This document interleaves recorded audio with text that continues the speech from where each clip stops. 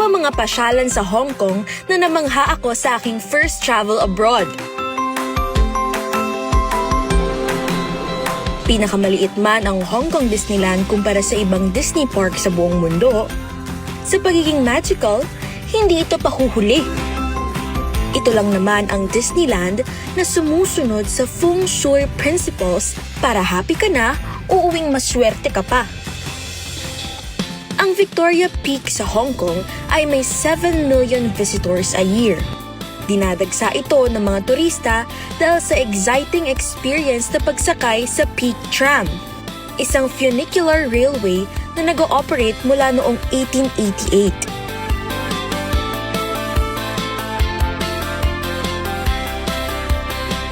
At kung akala ninyong puro syudad at building ang Hong Kong, mamasyal naman tayo sa probinsya.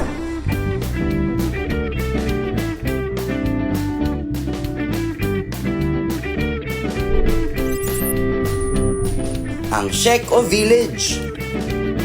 Tahimik. Rugged ang terrain. Dito ko nakilala ang isang Pinay OFW na may pambihirang trabaho. Si Jenny, ang nag-iisang caretaker nitong magarang mansyon na ang may-ari ay nasa London. Kaya ang kasama lang niya dito, ang anak-anakan ng kanyang mga amo, ang asong si Kelso. Provided naman lahat ng kailangan Oo, mo. lahat. Food allowance, lahat-lahat. Yes, sumusobra pa nga yung pagkain. Sumusobra at umaapaw ang good vibes kapag nakakapasyal na, nakakakilala pa ng mga lucky OFWs dito sa ating biyaheng Hong Kong. Bakasyonista ka man o OFW, laging exciting ang magpunta sa ibang bansa. Pero bago ka makatapak sa ibang bansa, kailangan mo munang dumaan sa airport immigration. At eto ang experience ni Maritim Aya sa kanyang kwentong immigration. Guys, halos 1 oras ako sa immigration. Grabing experience yun. Actually, naramdaman ko na talaga na parang feeling ko medyo sasablay tayo sa immigration. Kasi bukod sa fresh grad ako, wala pa akong enough documents para isupport yung capacity ko na mag-travel.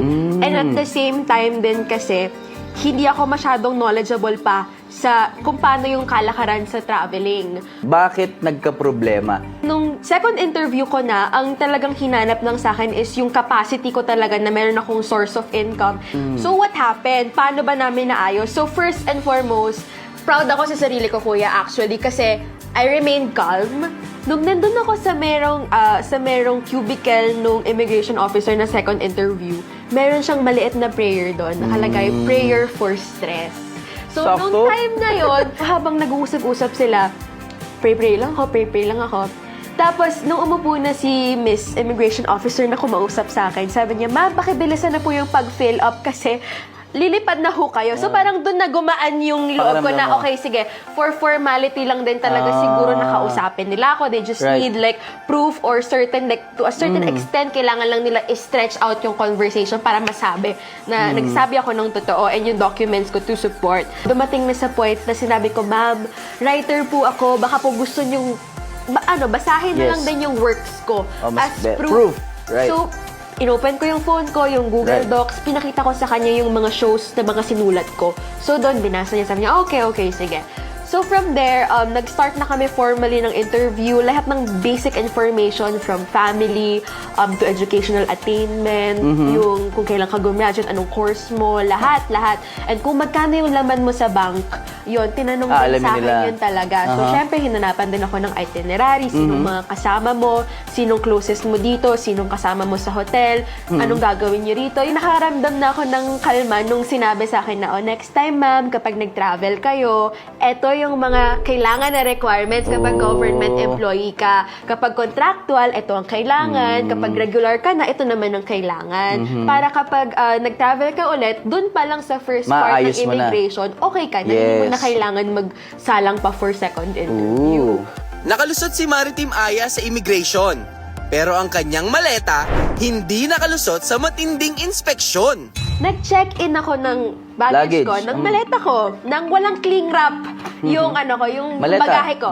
Nung kinuha niya yung maleta ko, hindi ko siya namukaan. Kasi sabi ko, maleta ko ba to? naka-cling wrap, nakabalot siya ng cling wrap. Pero May sabi plastic, ko, in oo, short, yung na- cling wrap na plastic Yes. sa baggage. Sabi ko, bakit meron siyang cling wrap?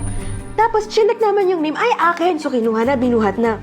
Sabi ko, okay, baka naman nagmagandang loob lang sila na lagyan ng Luggage, cling wrap yes. yung luggage ko, ganyan. Pagbukas ko sa hotel, tinanggal ko yung cling wrap. Bumuka yung Yung bomba. luggage ko. Kumalat yung gamit. Sabi ko, hala, ano nangyari? Tapos nakita namin, sira Nasira. yung locks.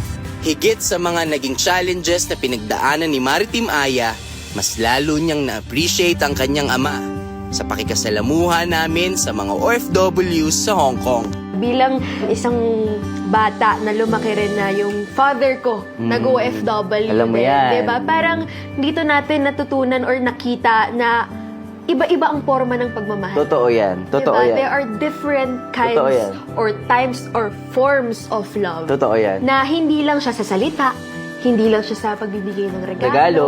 pero sa sakripisyo. Yes, yes. Kaya isang patunay talaga yung mga magulang natin na nagsasakripisyo po sa ibang bansa para lang mabigay yung needs, bukod sa needs, yung wants Yes. ng mga pamilya Yes. na naiwan sa Pilipinas. Kaya naman, isa rin siguro sa gusto ko itagdag ko yan sa natutunan ko is yung being grateful.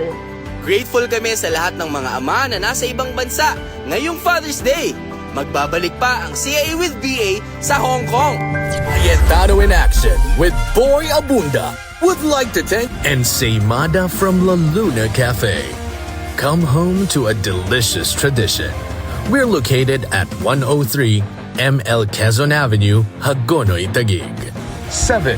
Visit at B6, Bonifacio High Street, BGC Taguig.